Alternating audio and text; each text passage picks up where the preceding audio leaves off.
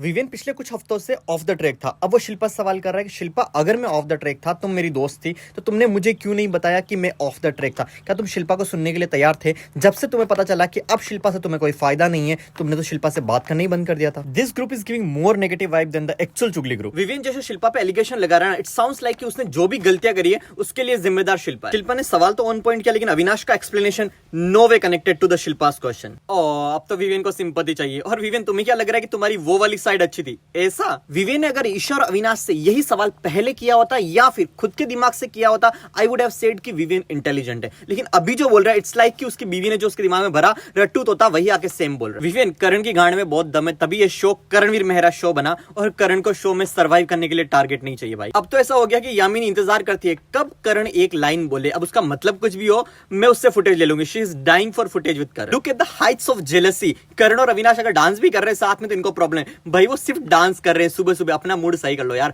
और रजत तो पूरे मॉर्निंग सॉन्ग में अविनाश और करण को ही देख। विवेन की बीवी ने आके विवेन के दिमाग का दही कर दिया। Viven loss the plot. अगर विवेन को लग रहा है विवेन शो बनाने के लिए वही सब करना पड़ेगा जो करणवीर मेहरा ने किया है। अब करणवीर मेहरा अगर सुबह सुबह मुद्दा बनाता, विवेन भी सुबह सुबह मुद्दा बना रहा है कि भाई मैंने इस शो में कंट्रीब्यूट नहीं किया, तुमने मुझे पहले क्यों नहीं बोला? भाई आपने शो में कंट्रीब्यूट नहीं किया, आप अगर लॉस थे पिछले कुछ हफ्तों से, तो वो आपका काम है, वो आपकी जिम्मेदारी, वो घर वालों की जिम्मेदारी नहीं है कि वो इस चीज का टेंशन में ले और आपको आकर बताए कि भाई आपका शो में कंट्रीब्यूशन नहीं है। ओके, ये क्लियर हो गया कि ईशा रजत के साथ सिर्फ फायदे की वजह से, जब तक उसको फायदा मिल रहा है वो रजत के साथ है, बाकी उसको रजत से कोई कनेक्शन नहीं। आधा तो चाहत का ही प्रॉब्लम है। रजत चूतिया बनाता है और चूतिया बनकर उसके पास चली जाती है वापस। बिग बॉस अगर दिग्विजय को नॉमिनेशन की पावर नहीं देनी थी तो आप पहले ही बोल देते सीधा सीधा, क्यों अविनाश के कंधे पे बंदूक रख के चला रहे हो? विवेन ने करण को नॉमिनेट किया और रीजन दिया कि अब तू मेरा दोस्त नहीं है, मैं ये क्लियर करता हूं। तो भाई ये बात करण सीजन के दूसरे हफ्ते में बोल चुका। अब विवेन की बीवी ने बोला है कि विवेन शो बनाना है तो वो सब करना पड़ेगा जो करण ने किया, क्योंकि करण का शो तो बन चुका है। तो अब शायद ट्रॉफी ना सही, सीजन के एंड तक शो तो बन जाए। विवेन नॉमिनेट करने से क्लियर हो गया ना कि शिल्पा और तुम्हारा अब कुछ नहीं है।